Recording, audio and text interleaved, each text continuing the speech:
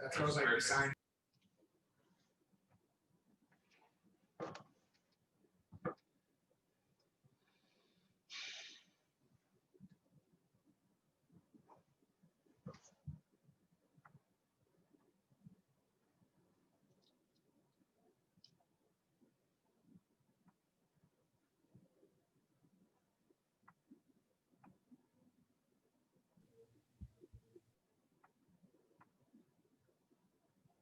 I've done that before.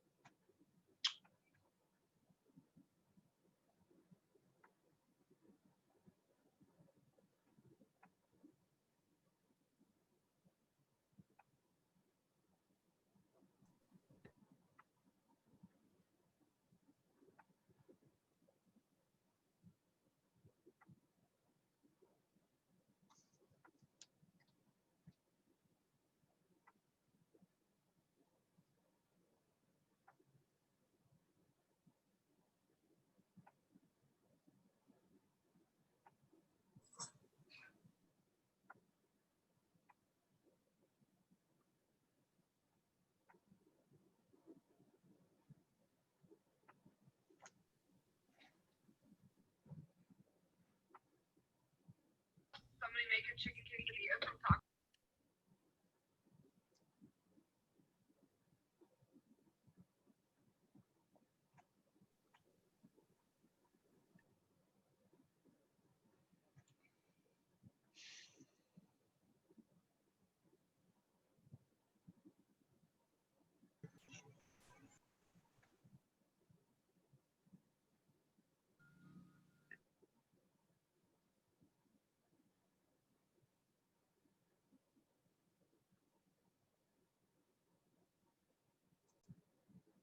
Okay, welcome to Oceanography for the third week. This is January 18th to 24th. And today we'll be going over, or today, tomorrow, Tuesday, or Thursday rather, we'll be going over Garrison's chapters 4, 5. I don't think we'll get to 6, but we'll probably cover 6 between the end of this week and the beginning of next week's lectures. So this material concerns ocean basins and ocean sediments.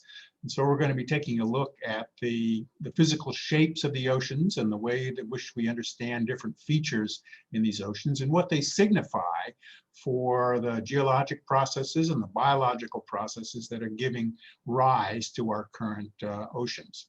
So we're going to be looking in detail at the different kinds of features we can find. And your team homework for this week will have you doing a deep dive into ocean bathymetry, because you'll be using the Google Earth satellite view of the oceans to explore the depths and to try to find different kinds of features and understand how these features are formed. And hopefully this will be a fun exercise. It'll give you a chance to explore the ocean and to think about some of the processes that we've been talking about. I've put up class notes. I guess there's an assignment due this week on Sunday, a team assignment, and this is the milestone number 1 for your class research project. And for this assignment, let's see if I can find it here. Yeah, for this milestone, each team needs to propose a research project for their report and for their presentation. And you'll prepare a document that gives you a title for your proposed project. And myself and TA O'Reilly will review the proposals and make sure that the subject that you've selected is pertinent to oceanography, that it's not one of the oversubscribed topics like plastics and coral reefs, and that you've framed your research project in a way that will allow you to make use of the scientific literature and principles that we're going to be exploring in this class. And so you'll review these, you'll write up a document that gives your title and then also explains where you think you anticipate being able to find sources of information, including peer-reviewed literature, media articles, and websites.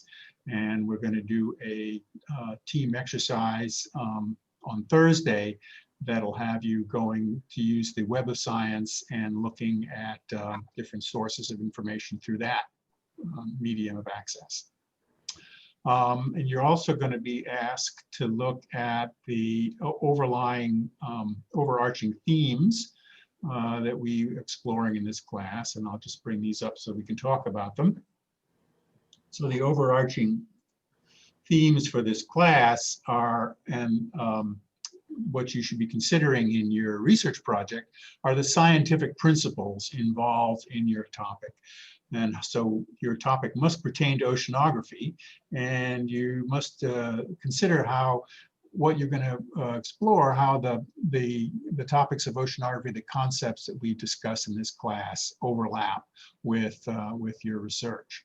Scientific consensus. So what is the current science about this topic? So for example, if your research project was sea level rise, and the fact that the oceans or the sea level is rising against the coasts, and you'd have to look at what does science think about this topic in the present day. So what sort of lines of evidence are there for what are causing sea level rise, how rapidly it's occurring, what are the predictions for the future, where, what is the distribution of how it could, the impact will occur, that sort of thing. And then also the history of the topic. When did this topic emerge as a concern for marine science, and how has it changed over time? What are some recent developments? Materials and methods. Okay, so in a regular scientific paper, in the beginning of the paper, you would introduce your topic. So you'd talk about, that you're going to be discussing sea level rise, and you're going to be considering how this might impact South Florida, etc. And then in your materials and methods section, you would go through the specific kinds of materials, observations, experiments, maps, etc., that you are going to be analyzing in the paper, and then you would discuss the methods for that analysis. So that's a component of every scientific paper. Well, you're not doing, with some minor exceptions, really doing original research in this for these scientific research papers, but you do want to discuss what are the methods and the materials that scientific research is using to research your project. So for example, going back to the sea level rise in South Florida, you might talk about satellite imaging and the way that satellites are used to map where the sea level is at present and how it's changing. You might talk about tide gauges and coastal surveys. These would all be materials that could be used for understanding the magnitude of the issue of sea level rise. As for the methods used, the methodology would include time series analysis of tides, comparison of present day findings with historical findings, modeling techniques, etc. So that would be materials and methods. What techniques, technology, and/or data sets are used for scientific investigation of your topic? And climate change. So climate change, as I know that you all know, affects just about every aspect of science in the present day, certainly every aspect of earth science. And so how will the projected impacts of climate change affect the topic in the near term, 1 to 5 years, and in the coming decades, 10 to 30 years? So that's an arbitrary time frame. You could modify that if it suits your particular topic. But in the case of sea level rise, this is a pretty clear connection that climate change is predicted to continue to warm the oceans, which causes their volume to expand slightly, and that causes the level of the oceans to rise. The warming atmosphere contributes to the melting of glacial ice. This is ice, like, for example, the Greenland ice sheets or the Antarctic ice sheets. And as that meltwater flows into the oceans tend to rise. So climate change will have an obvious effect on sea level rise. Other topics, you'll need to find different sorts of connections. Local and regional significance. I want you to talk about and consider how your topic is relevant for society in Florida and the Southeast USA. And again, with sea level rise, it's a pretty clear connection because Florida is going to be one of these states in the USA that's going to be most affected, most impacted by sea level rise. It already is heavily impacted when the streets of Miami flood on sunny days, just because of the tide. Earth system implications for this topic. It's a little bit of a vague catch-all kind of concern, but what that is basically speaking to is the concept that the Earth is a system, that we can understand Earth as a series of systems that interact. So the ocean is a large system, the atmosphere is a system, ecological communities are systems, and they work together in a whole. What are the impacts for biodiversity, human society, culture, or heritage? Kind of obvious. Economic factors. What are the economic costs and constraints of this topic? Are there jobs or capital interest at stake, etc. So those are the overarching themes, and you don't have to hit every theme totally, but I want you to consider all of these. And if you consider all these themes, it will help you in structuring your report and your presentation, because you'll be speaking to specific types of issues as you present different parts of the report or different parts of the presentation. Okay, so that is the assignment for this week. Those are the overarching themes. Before I go into the lecture for today, are there any questions about where we're at in the class? Please ask questions if you have them. Yes, no questions? Let me say one other thing about the team homeworks. The team homeworks and all of your homeworks are vetted through Turnitin. And what Turnitin does is it goes out and it looks at literature, including the textbook, and it looks at submissions from other students or other teams. And if there's an overlap, then that's considered plagiarism. Okay, and plagiarism is a very serious academic offense. People have lost their jobs over plagiarism. So it's taken very seriously. And teams that it was detected, or Carrie O'Reilly was detected when she was looking at the team homeworks, several teams who had copied word for word information out of the text and pasted it into their submission document. I understand the temptation for doing this, but that's not permitted. You have to process the information and present it in your own words. That's part of the challenge of responding to these homeworks as an original thought and representing what you and your teammates have learned about the topic. Okay, so that's real important. So detection of plagiarism will always result in sanctions, loss of points or whatever, and depending on the seriousness of the plagiarism, can have more far-reaching impact than that. So really avoid this, and you have to be careful with quotations and careful with where you get your information. Because Turnitin is very particular about going and finding similar phraseology and similar word use in publicly available documents. And when that is detected, then plagiarism is announced. Okay. Questions, please. Everybody on track? Everybody understand where you're at in the class? You're able to download the class notes, look at the video as necessary. Okay, sounds good. All right, I'm going to stop sharing. I'm going to share the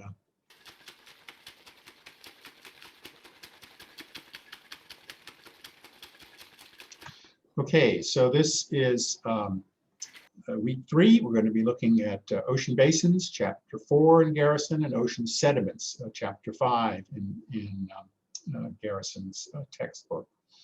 And an overview of chapter 4 is the structure of ocean basins, the margins, the deep ocean basin, etc. We're going to be looking at the influence of the continent or margin composition. Now, when I use the word margin, I'm referring to the edges of the ocean margins.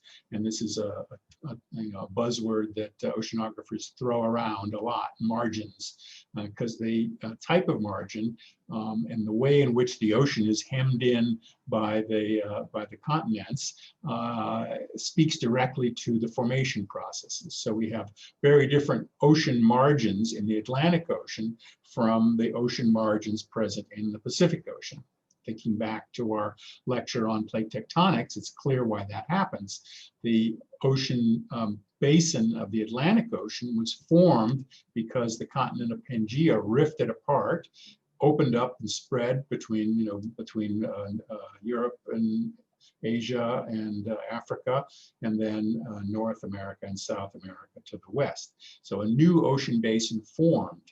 Well, the margins, the edges, North America, South America, Africa, etc., these are passive, or what we call passive, in the sense that there's not geologic activity, seismic activity happening. All of the formation processes, the seismic activity, is happening along the mid-ocean ridge where the new seafloor is being extruded, causing the basins to gradually widen over time. So that's a passive margin. An active margin would be the Pacific Ocean, where you have subduction and plate boundaries that are rubbing against each other and causing volcanism and a lot more dynamic, seismically active tectonic processes. So tectonically active. Tectonic is a word which means building, construction, formation. And so tectonic processes are processes that form new land or ocean features.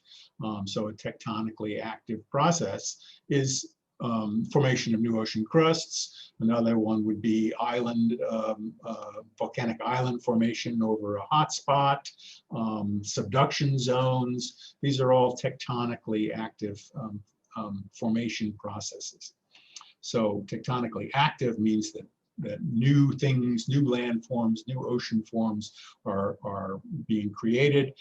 Passive typically means that there isn't an activity. So Atlantic Ocean is an example of passive oceans.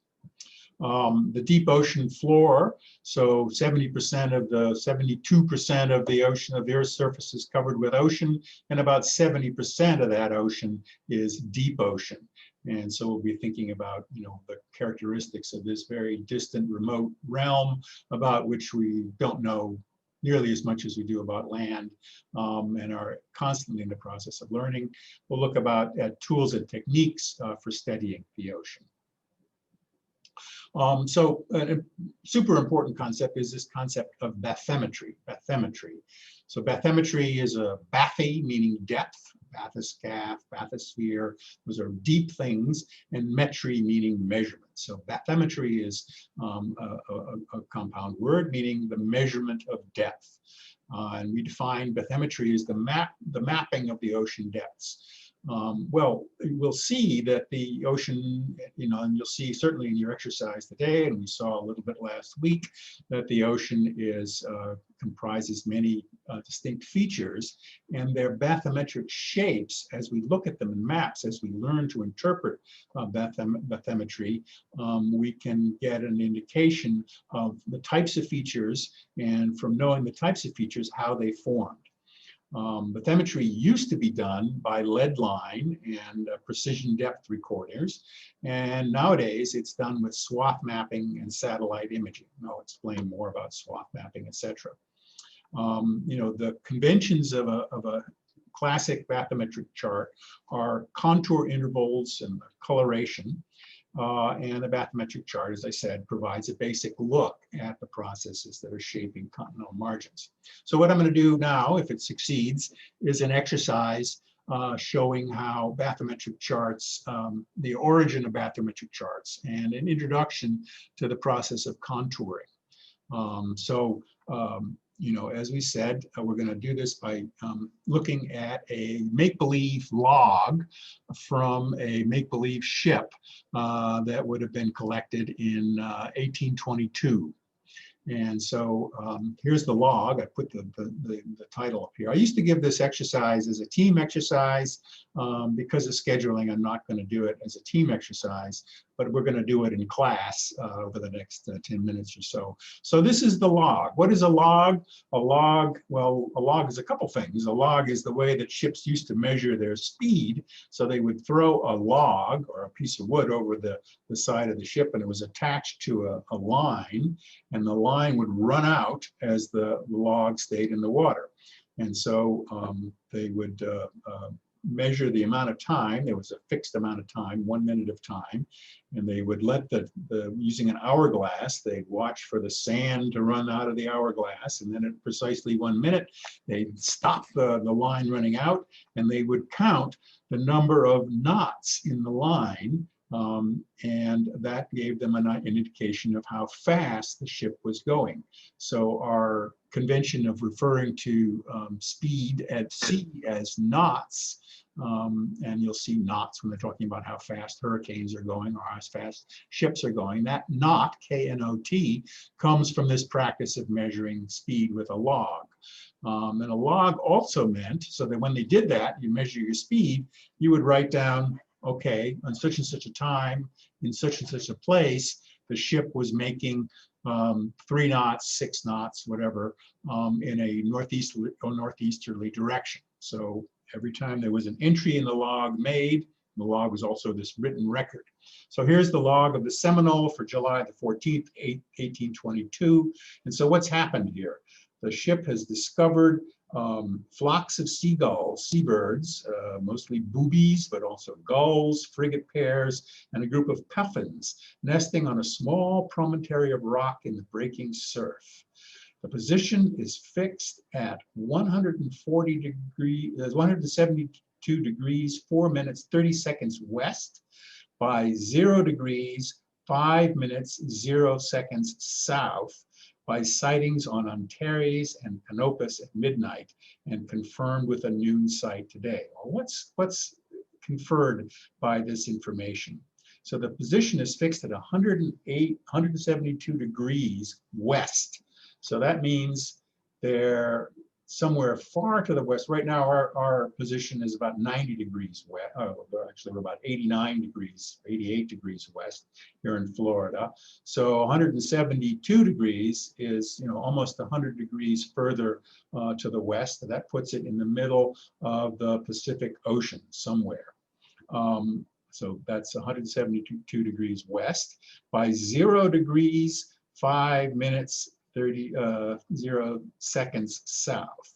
Okay, so degrees, minutes, and seconds is the convention, the historic convention of measuring latitude and longitude at sea. Nowadays, you often see longitude written as degrees and decimal degrees, etc. But this is the way they would have written it then. So we see that they're at 0 degrees, 5 minutes south.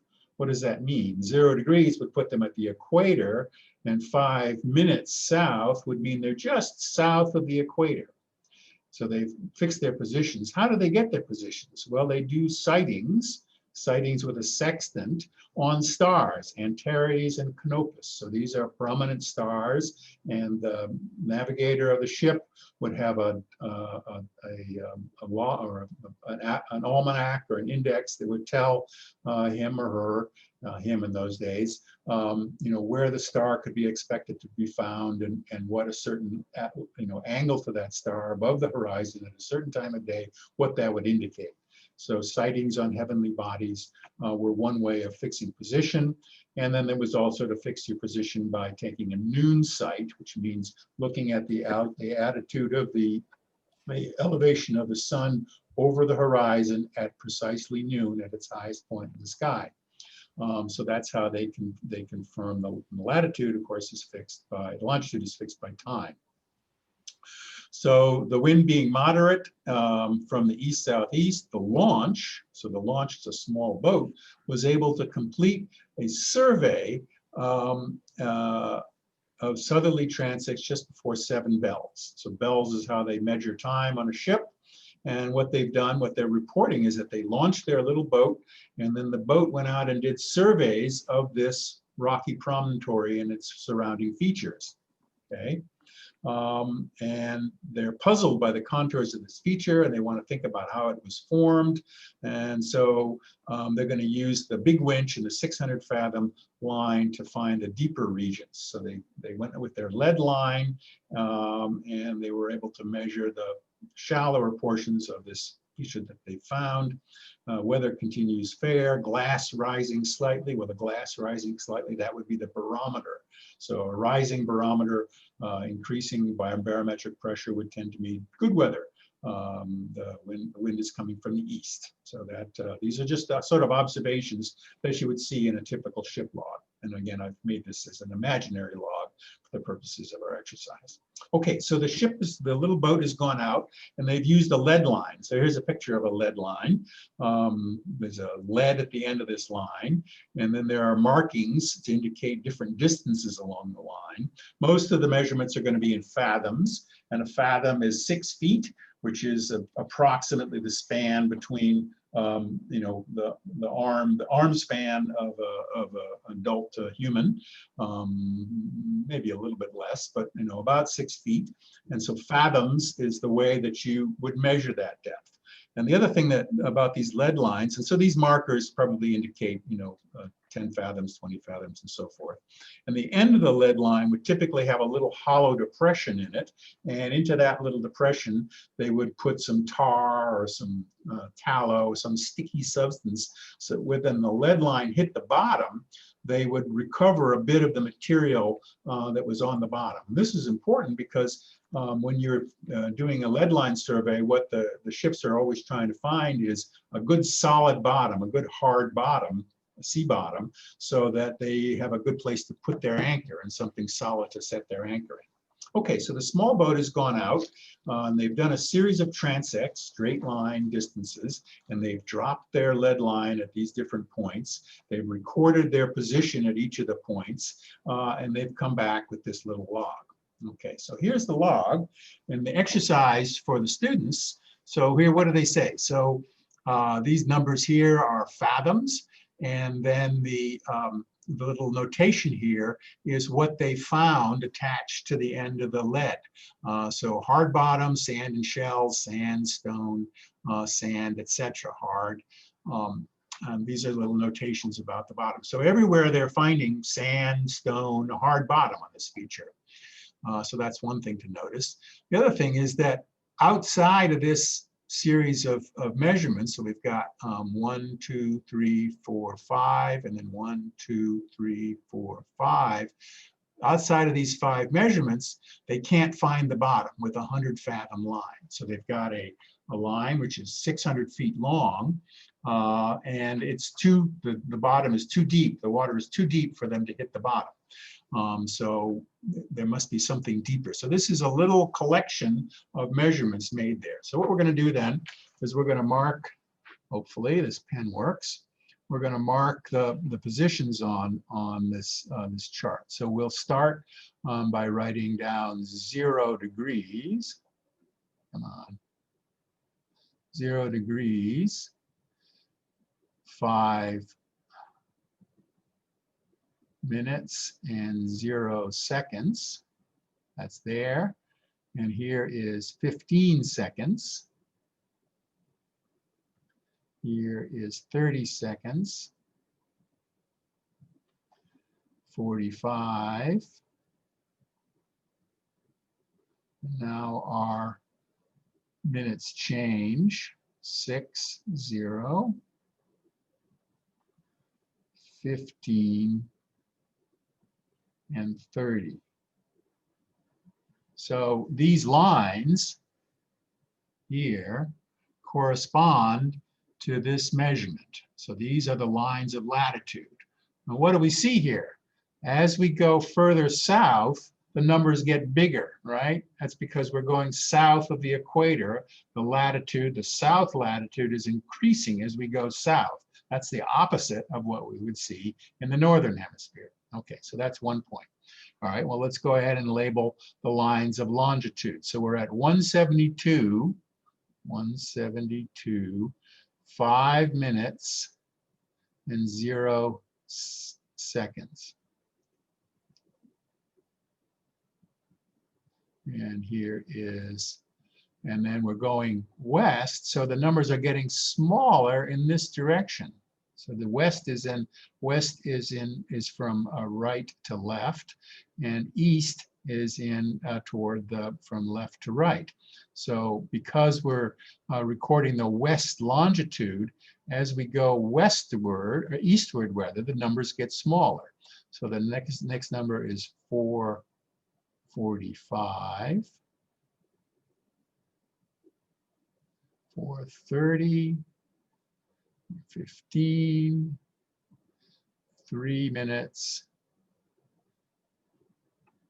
0 seconds, 15 seconds, and 45 seconds. Boy, we should stop doing that. And 30 seconds. Okay, so those are the lines. All right, having recorded those lines, we can look and see. So we already know that there's no bottom across the top here. So this top line is deeper than 100 fathoms, okay? And so is this south line here. The bottom is deeper than 100 fathoms. And everything to the west of this line is deeper than 100 fathoms, and everything to the east of this line is deeper than 100 fathoms. So let's go and write down the depths on these things here. So we have 22, 5, 4, 10, 50, and then of course here this is greater than 100. All right, the next line is 10, 21. Okay, well, 21 above the surf. So this is the portion of the this feature that's sticking out of the bottom. So this is a plus 21, and that's a little point here. Oceanographers and sailors and talk about depth as positive numbers, but actually the depths are negative numbers. They're less than sea level, which is 0. So here's a positive number. So it's assumed that all these numbers are 0. So here's a positive 21. Here is a positive 1. Here is 3.5 and 19. And here is 7.5, 1.5, 8, 1.5, 9.5. Here's 16, 5, 2, 4.5, 60, and of course this is greater than 100. And then finally our last line is 21, 11, 9, 21, and 70. Okay. Oh, and we're missing one here. 21, 1 stone.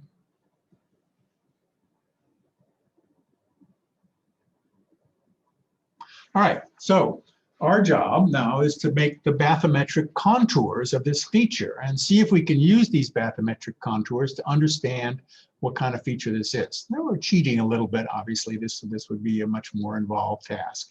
But let's do, we'll do contours of, we'll do a 1 fathom contour. We'll do a 5 fathom contour. We'll do a 10 fathom contour. And we'll do a 20 fathom contour, okay?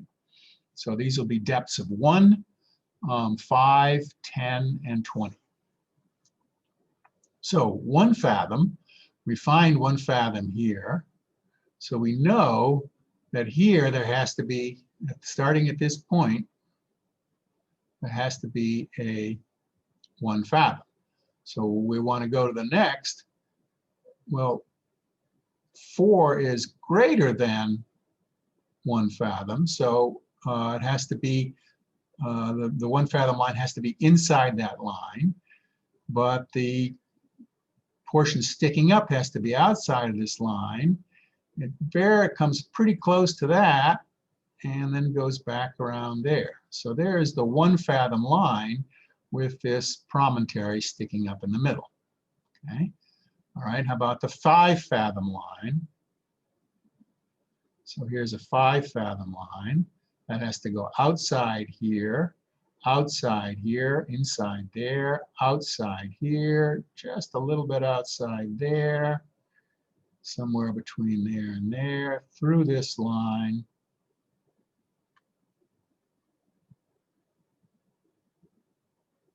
that side, and then here. So there's the 5 fathom. Oh, come on.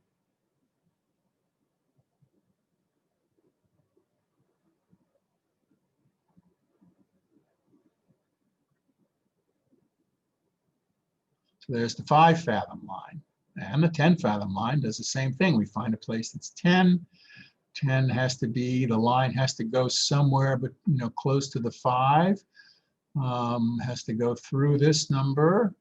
Has to go somewhere between these two, has to go just a little bit outside of that, has to come back around between these 2 marks, just a little bit outside there, just a little bit inside there, around like that. So there's the 10 fathom line. And then what about the 20 fathom line? Well, we don't have exactly 20, but we can think that 20 must be something like this. It has to go around. Has to go inside here, has to go just outside the 19, has to go deeper than that, has to come inside there, around like that, and back here. All right, so those are our lines. And so what are we seeing here? Oh, and then something else. Look, here's a 8 fathom line here. So there has to be a hole, a deep portion around this feature. So if we're doing, we have to have 2 1 fathom. Oh, come on, stop that. Frustrated using this pen. So those are our contours. And this is a silly approximate exercise, but contours, tracing the outlines of something and using contours to understand what structures that we see on the bottom or the structures we see in the ocean will turn out to be an important part of understanding and interpreting the things that we're seeing. Joseph Helton has raised his hand. So this would be like a top-down view of the ocean floor then? That's right. This would be a top-down view of the ocean floor. And if you, I don't know, if some people are sailors and have had experience with this, but when you learn to read, when you learn to look at a contour map, you start to see the different features. And I learned to use contour maps as a Boy Scout hiking in the mountains, but you can also use the same principles of mapping things looking at. So when you look at this, when I look at this, I see, oh, you know, there's a sort of a conical shaped feature with a hole and a promontory, all right? You know, the next question is, you know, what is this thing and how did it form? So any other questions about contouring? So we'll do some other contouring. I think actually we have a homework lesson where we're going to be contouring ocean temperature in one of the next homeworks. And so being able to understand this process and carry out this process of connecting or interpolating between measurements is an important skill. So everybody understand kind of what I did and how these contour lines are drawn from a series of individual measurements. What do the holes represent around 1 and 8? I think you have to speak a little bit louder, Carly-Ann. I can't quite hear you. What do the holes represent? The hole, well, that's just a place where it's deeper. Oh, okay, okay. Okay, so yeah, so you know, here it's above, and then here it goes down, so it's negative here. So there's a hole here, and it has to be surrounded by a contour of 5 fathoms, right? Because there are shallower places all around it. Okay. All right. So what are we looking at? What did we form? Well, we remember that we're in the Pacific Ocean, and we remember that the Pacific Ocean is full of seismic activity, hot spots, and volcanoes. So keep that in mind when we consider what this is. So what this feature is a coral atoll. And coral atolls are, you know, you've probably heard of coral atolls. They're these beautiful island features, often in the Pacific. There are some atolls in the Caribbean, and they're characterized by a tropical island with palm trees and coconuts and seabirds, and then also a coral reef. Well, how does a coral atoll form? Okay, well, I'm going to draw some little illustrations here about how a coral atoll forms. You start with the sea level, and then if a volcano erupts or a series of volcanic eruptions occur, you can have a volcano. I'm going to draw a volcano very stylistically here that sticks out of the water. So this is underwater here, sticking out here. So when this new land forms over time, it would get colonized by palm trees, on a very crude palm tree here, and birds, and you know, who knows what else, other palm trees. So this is the part that sticks above the water. Well, in the shallow water around the edge of the palm, around the edge of the volcano, there's a hard rocky substrate, hard rocky bottom, and this is perfect for corals to attach to. Corals, as you probably already know, but we'll certainly learn about more, corals need light to survive. Reef-building corals do, because they have symbionts, zooxanthellae, that process the light using photosynthesis and provide the coral symbiosis, the coral colony, with food. And so, you know, down to the maximum depth of penetration, you get corals forming. Okay. Well, over time, so we've got our sea level there. Over time, the sea level can go up. And the mountains can also subside. The first person to propose this mechanism for forming coral atolls was Charles Darwin. And Charles Darwin suggested that the corals formed because that the process that formed the coral atolls was the sinking, the subsidence of the volcanic mountain. Subsidence does occur, but sea level rise because of melting glaciers is the dominant process. So most of the coral atolls, and probably all of the coral atolls in the present day ocean, were formed as a result of rising sea level after the end of the last glacial maximum. So what happens if the sea level goes up a little bit? Well, you've got your island around here. So here's the top of the volcano. Maybe it breaks down. Oh, come on. Maybe it breaks down a little bit. And there's a little hole there. All right. And then the corals have grown up over time. And they're sticking out of the water, or they're shallowly buried. So the water level is here. So what you would see in a coral atoll is the the remnants of the volcano cone and crater, and then surrounding it would be coral reefs. Well, if the sea level continues to rise faster than coral growth can keep up with it, eventually you'll have the coral will be completely buried, and you'll have the corals will still be there, but they won't have enough light to keep growing, and you'll have a flat-topped feature called a guyot. So this is a volcanic island.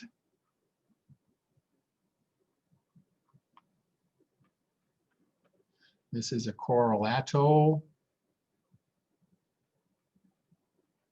And then this thing is called a guyot, a flat-topped seamount. G-U-Y-O-T-E. Okay, so that's what they found. And that's how mapping bathymetry will give us an indication of the kinds of processes that have occurred. And here is a picture of a modern day coral atoll. Now, what I didn't draw in the little exercise was the fringing corals, because that was too complicated to fit in there. But the idea of a central region with rocky parts sticking out of the water and then holes, that's pretty typical. And then this, in this particular atoll, what remains above water are the corals that have been built up over thousands of years, and then eventually forming dry land when the seawater subsided, and then the dry land can be colonized by plants and seabirds, etc. Okay, so that's an example of bathymetry. Bathymetry as it was practiced in historic times, and an example of kind of the interpretation of bathymetry that informs us about the processes that generated the feature that we're mapping. Okay, so in the present day, people still use lead lines. They're still a convenient way of measuring depth, although just about everybody has a little electronic fish finder in our world. In other parts of the world, they still use lead lines. But nowadays, bathymetry is measured. The first electronic measurement was the precision depth recorder that records depth along a continuous line. And we looked at the precision depth recorder last week when we were thinking about how scientists discovered the mid-ocean ridge. So this was the process of a precision depth recorder. Nowadays, they use what's called a swath mapper, and a swath mapper doesn't send out one ping the way a precision depth recorder does. It sends out 20 or 30 pings, and they go out in a fan-like way. So there's a very complex transducer mounted on the ship, usually to the bottom of the hull, and this transducer sends out a series of pings, and they're tuned so that the echoes can be separated and distinguished from each other. So the ship can drive along and map the depth, not just at a single point underneath the ship, but across a swath of points distributed on either side of the ship. And typically, you get a bigger swath if you're in deeper water, because the angle of these beams covers an increasingly wide area. So this is called swath mapping. Typically, a swath mapping operation measures a width, swath width that's about equal to the depth of the ship. So here you see, in this case, precision depth recorder going over the axial valley of a mid-ocean ridge. And here you see a swath mapper depiction of the bathymetry the same way. Now, this is a different mode of showing bathymetry. So instead of lines of contour here, bathymetry is being depicted as different shades of color. And the typical convention is that greens and blues, darker green, darker blue, indicates deeper features, whereas yellows, oranges, reds, browns indicate shallower features. So here you can see this axial valley depicted here. All right, well, let's keep going on our concept of bathymetry and start exploring what we can see in different features. So here is a bathymetric chart of the Gulf of Mexico. And, you know, now that we know what bathymetric charts are, we know that each one of these lines follows a particular depth contour. And typically this contour probably starts at 50 meters, not fathoms. Fathoms are not widely used anymore. And so, you know, and then you go to 50 to 100 to 150, et cetera, out to probably 1,000 fathoms, 1,000 meters rather.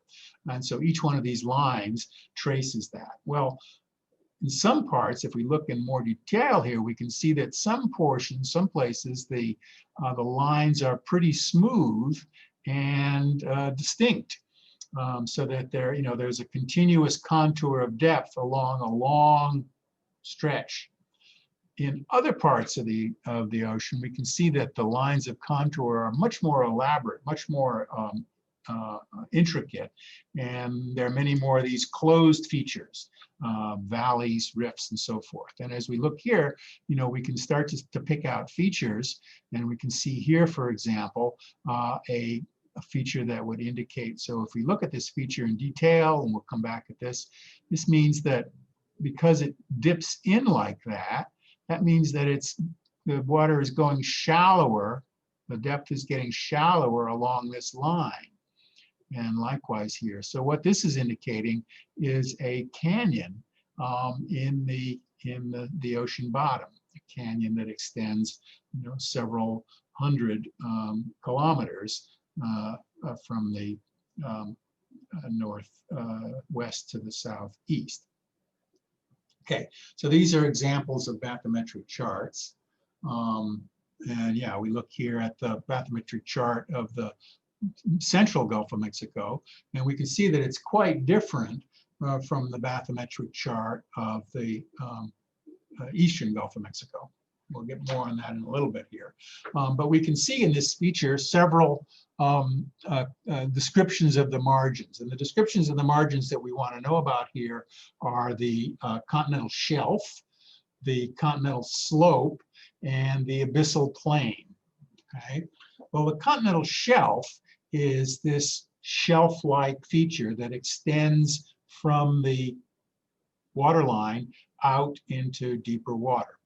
And typically the continental shelf is wide and flat compared to the continental slope as you get deeper into the ocean. The continental shelf that we're seeing today, and the configuration of continental shelves in the present day, is a result of glacial melt. So when the last glacial maximum ended and the glaciers started retreating, the sea level rose. With the rise of sea level, all of this region here, which would have been dry land 30,000 years ago, becomes flooded.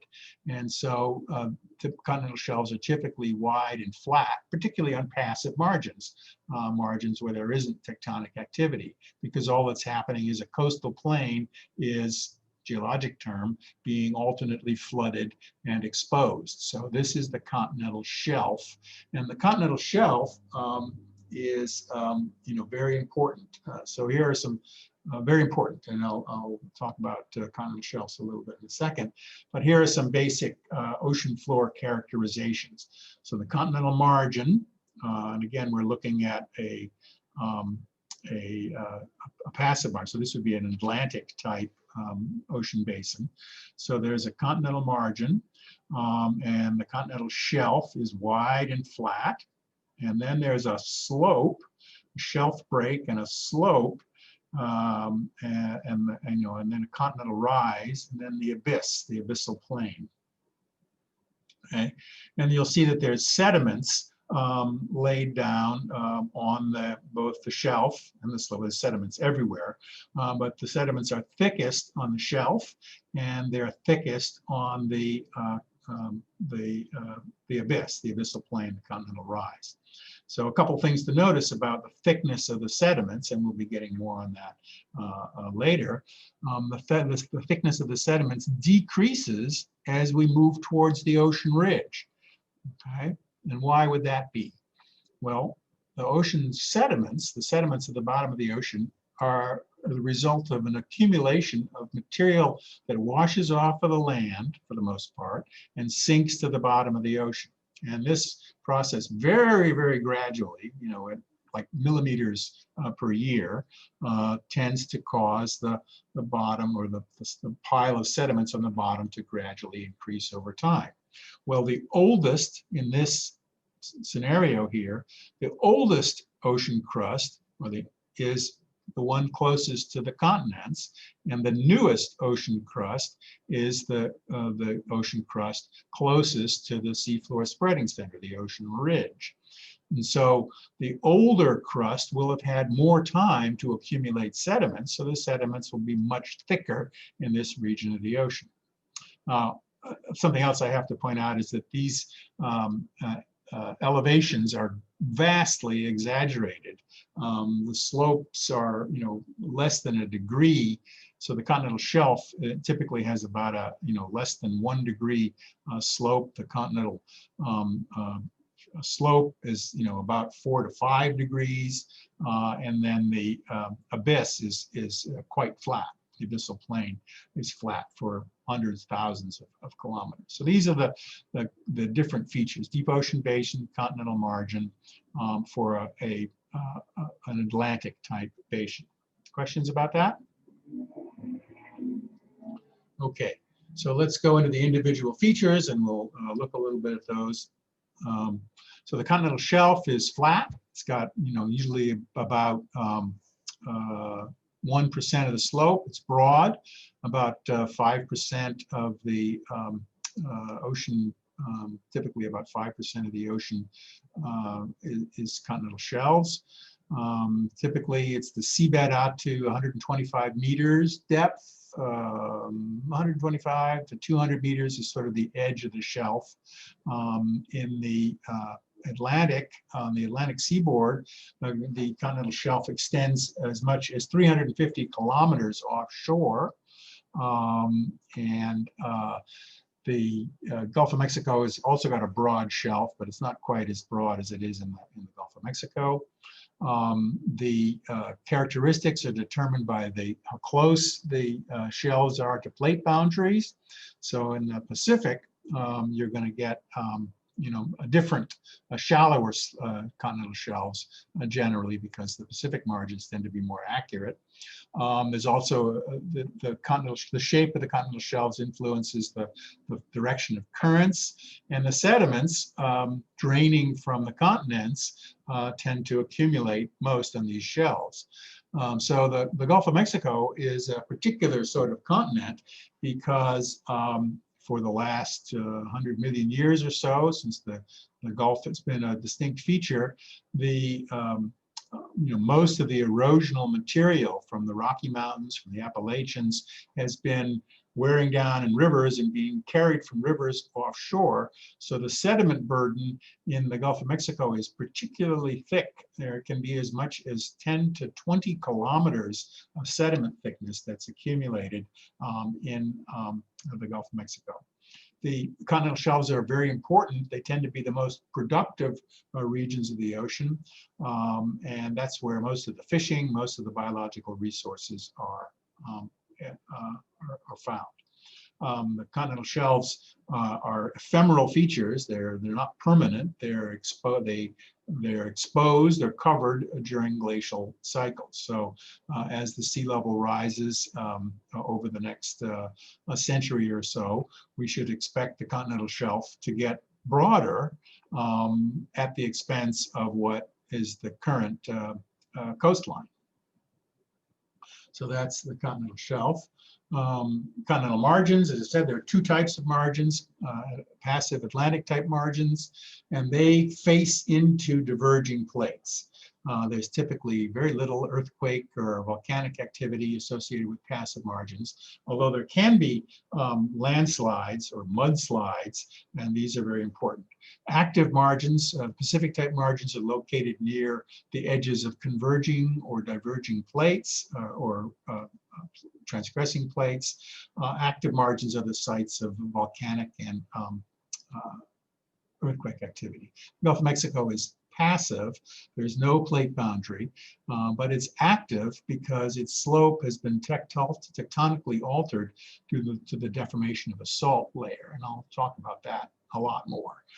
So the Gulf of Mexico is passive with respect to seafloor spreading or subduction or back arc basin kind of tectonic activity, but there is a thick layer of salt buried underneath all that sediment, and that salt over time has been deforming into domes and basins and ridges, and that deformation process does produce tectonic features that are created as a result of deformation.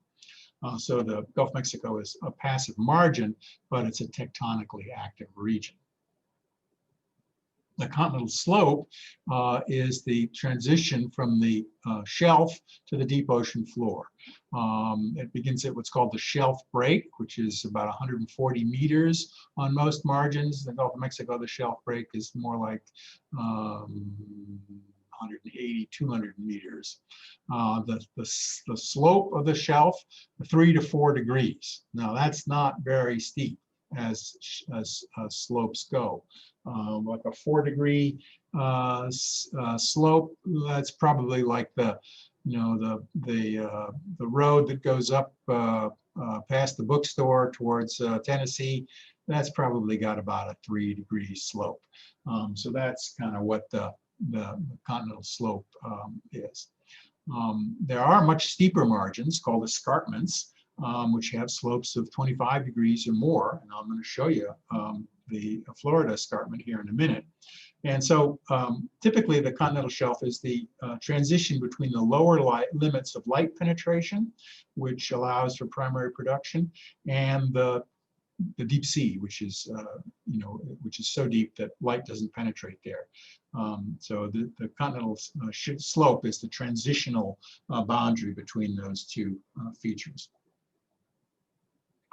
So if we look at this map here, so again, here's our bathymetric chart, and we've looked at the central Gulf. If we look at the eastern Gulf, we can see that Florida has got this very, very broad continental shelf, and then a very, very steep continental margin, slope break. So, like sailing a ship out of Tampa, St. Petersburg, and I've done this many times.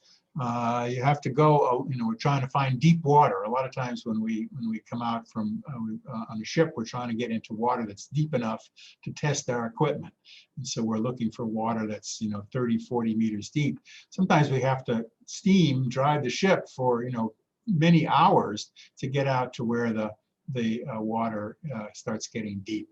So this very broad continental shelf is the remnant of, or the remains of what was once land. So 20,000 years ago, all this would have been land when the ice sheets were still intact in the northern portion of the continent. And then with the melting of the ice sheets, the water rose and flooded out this region.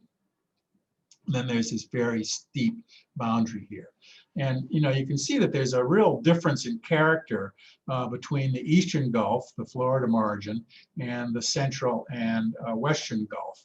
And the difference is due to a couple things. So this is the limestone platform here.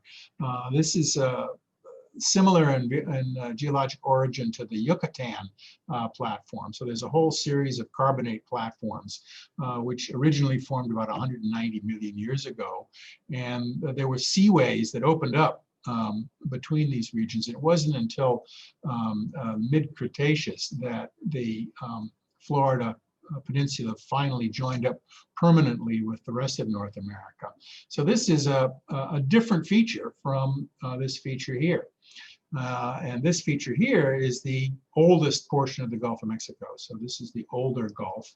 And here, if you look, you can see that this is the Mississippi River. And the Mississippi River and other rivers have been flowing down from the interior of the continent into the, draining into the Gulf for literally tens, actually hundreds of millions of years.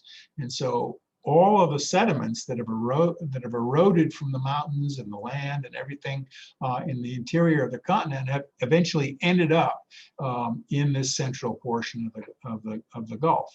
And so this map here, this is called the Sigsbee Nappe, and this is a massive accumulation of sediments. So right in the middle of the Sigsbee Nappe here, you have about 20 kilometers deep of sediments. Now that sediment is, you know, if you get down 1,000 meters or so, or even less, the sediments are consolidated, so they're not soft, fluffy mud, but they're rock that's formed when the sediments pack together and eventually consolidate into a solid feature.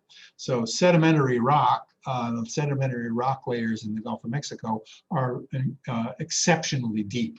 So this is one of the largest sediment packs in the Gulf. But the eastern Gulf here is it formed during, you know, much later, relatively later, and was not affected. There's not a lot of major rivers and mountains draining from Florida or Alabama into, or what's now Alabama, into the Gulf. So we don't have this accumulation of sediments. That's not to say there isn't sedimentation taking place now. But it's there. So now what we're going to do is we're going to just take a brief look at the base of the Florida Escarpment. So we're going to go to right about here, and I'm going to show you pictures from taken from Submarine Alvin. And so this was a dive I think we made in 2003, perhaps. 2003, we took the Submarine Alvin to the base of the Florida Escarpment, and we just kind of climbed up as far as we could during an individual dive. So here's the video recorded there.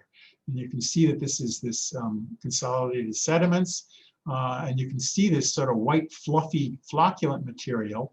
That's a continuous rain of sediments, and you can see the sediments in the water here all the way. And here we are, you know, they're not corals on, despite the fact that there's heavy solid rock, there aren't corals forming on the, and other encrusting organisms haven't colonized the most of the escarpment. And we think that the reason for that is that the sedimentation rate is so rapid here that it tends to clog them up. But we do find corals and sponges and octocorals growing on the underside of ledges, and that's what you're looking at here. So that's just a little tour. I'll play it again, going up from the depth here, and you can see, you know, on the undersides where there's some protection, you can get corals and sponges attaching, but over most of the length there, the sedimentation rate is too great. So this is the Florida Escarpment is one of the steepest and deepest ocean escarpments on the planet. And it's responsible for characteristics of the Gulf Stream and other processes. Okay, another feature that we have to think about are submarine canyons. Oops. So submarine canyons, these are features that occur on passive or active margins where accumulating sediments have slumped. What I mean by that is if you build up sediments, there's something called the angle of repose. And so if you stacking. You've probably done this as, you know, when you're playing with sand on the beach. You can make a pile of sand, but if you pile the sand up too far, it tends to slip. The friction of the sand is not sufficient to hold it in place, the weight, and it tends to slump down. Well, the sediments that accumulate on continental margins also periodically slump or give way, and they'll do so in the steepest place. And these they're called mudslides or turbidity flows, and they can occur at a much larger scale. There was a massive landslide in Grand Banks. It's Newfoundland, North Massachusetts, New England. So in 1929, there was a massive earthquake, and there was a huge landslide or mudslide, and that mudslide cut through multiple transatlantic telegraph cables, so they know exactly when it happened and how fast the land was moving. And once you've formed a canyon, you know, they tend to focus additional sediment transport, and they channel circulation currents. And so here's an example of bathymetric contour. And so here we can see the 100 fathom line. And so this is the canyon. This canyon feature here, and this is on the this is probably Green Canyon, although it doesn't really have a well-defined name. And you can see that it's a canyon because it, you know, the contours of depth sort of go further inland along the canyon, so it's deeper here. An emerging theory is that one of the reasons that we get canyons in this portion of the Gulf of Mexico is that it's been recently appreciated that hurricanes and intense storms can trigger landslides. Well, it happens that this portion of the Gulf is where most of the hurricanes that come ashore pass through. And so there's emerging theories to suggest that canyons have formed in the Gulf as a result of thousands of years of hurricanes. Okay. The continental rise, these are aprons of sediments transported from the shelf out into the ocean crust. So this is where the land, if you're coming from the deep abyss towards the continents, that begins to come up. You know, the boundary between continental material and ocean crust is not well defined. It's very difficult to map that. We can't see into that sub-bottom region very well. But we sort of, the idea is that you sort of transition from ocean crust to continental crust somewhere across this continental rise. The currents that sweep along the edge, they cut parallel furrows into the sediments at the base, so you typically have distinct sedimentary features along continental rises. So these then are the ocean basins with trenches. Trenches are the deep depressions in the seafloor, and they're caused by the subduction of a converging ocean plate. So the Marianas Trench, which is the deepest plate in the ocean, there are two ocean plates that are coming together: the Pacific Plate, which is moving toward the west, and the I guess it's the Philippine Plate, which is moving towards the east. And where the two of them meet, they're both going down together. Remember, the two, one is they're both about the same density, so one can't rise over the other very well, and they go down. And as they go down, they form this trench. So the Challenger Deep is like 11,200 meters, I think. That's the deepest known part of the ocean. Probably is the deepest part. And there are other trenches: Middle American Trench, the Peru-Chile Trench, Puerto Rican Trench, Aleutian Trench. And then behind the trenches, the subducting material, we talked about this last week, rubs together, and you get back arc basins, back arc volcanic chains. And so you know, the chain of islands here. This is a back arc basin, so there's a basin and there are back arc volcanoes, volcanism, that often form island chains. Okay, so that's deep ocean basins. Hydrothermal vents, we've talked about. This is where seafloor spreading occurs. We talked about the geologic process of new basaltic material flowing out. So this is the mid-ocean ridge, and there's new volcanic material coming up there. But there's also water circulating, and the water comes down through this crack. The rocky substrate on either side of the trench tends to be very fractured and fissured, and so it's easy for ocean water to penetrate down. And as the water comes down, it gets close to the magma and gets heated up, and then gets ejected back out through hydrothermal vents.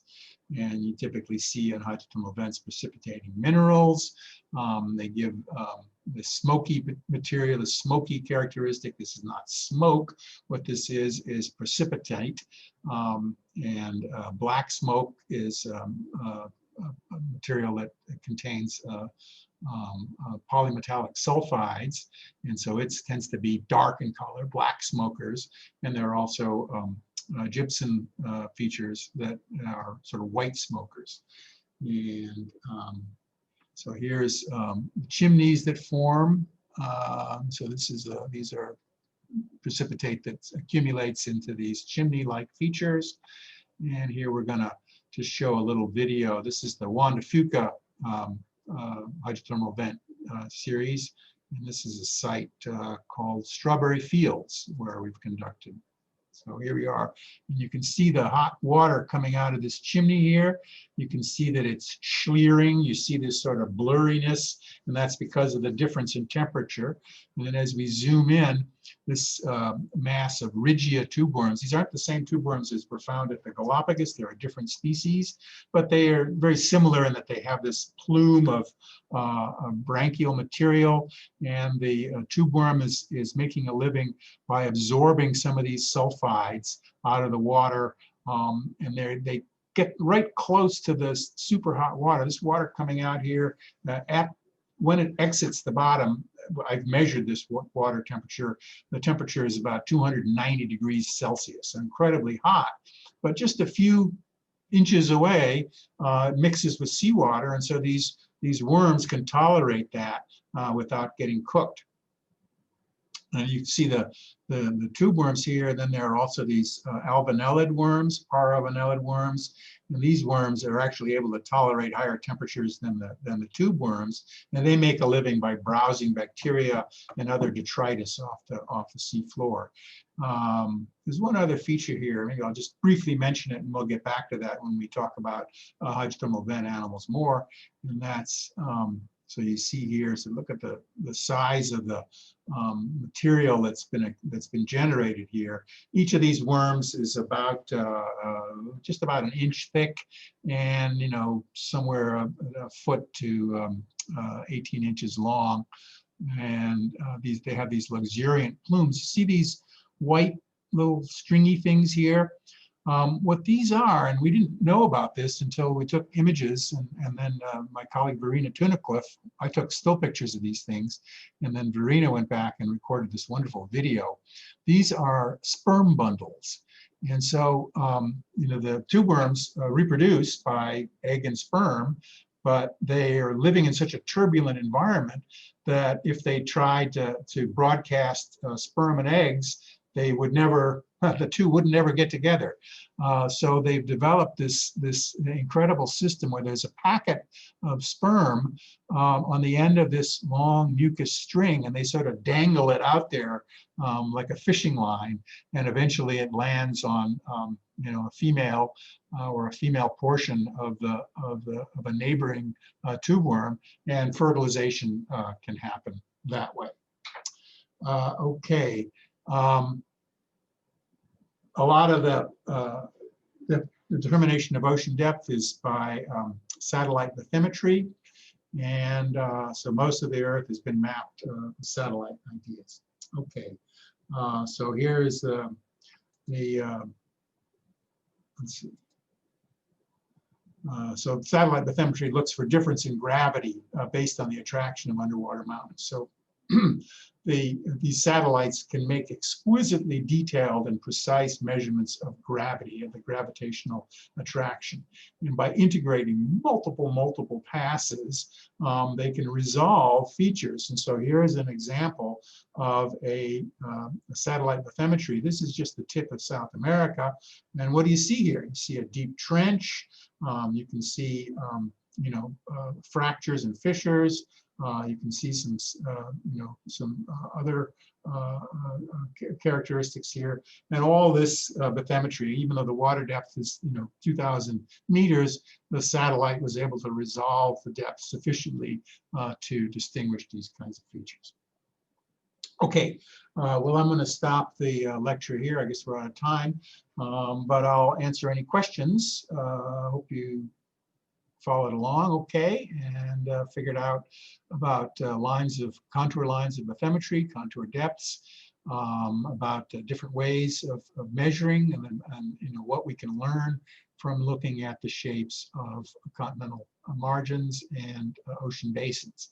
And your homework exercise for your team this week will be to use Google Earth and explore the world ocean and find a series of features and explain how they formed. Okay, questions?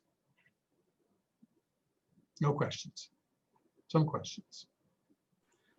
I just want to say too, we had a group member that joined late. So Farhan, if you see the link, go ahead and join our group meet so we can get with you and do teamwork. Thank you. Yeah, Farhan. Okay, yeah, we'll get you in there. Yeah, but if you're new to the class, that's an important point. You need to make sure that you get into your group. If you're having trouble doing that, email me and Carrie, and we'll make sure you get in. You need to do that. You need to make contact with your team because there's already been some team homeworks and there'll be more team homeworks coming along. And so working with your team is a weekly feature. You do that every week, all the time. So you need to make sure that you have good lines of communication among the team members. Other questions?